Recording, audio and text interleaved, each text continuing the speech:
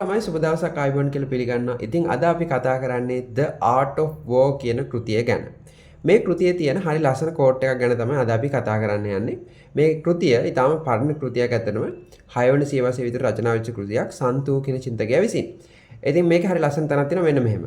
Know your enemy and know yourself. You can fight 100 battles without disaster.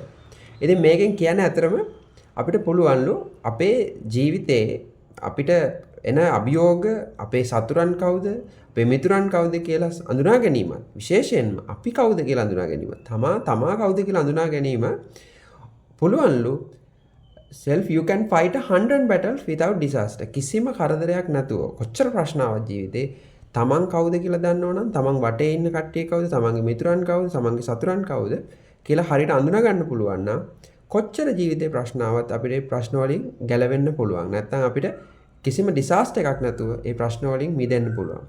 ඉතින් මේක තමයි අද අපේ පණිවිඩය. ඉතින් මේ වගේ වීඩියෝ අරගෙන ඉස්සරහටත් එන්න. ඉතින් එන ජය වේවා.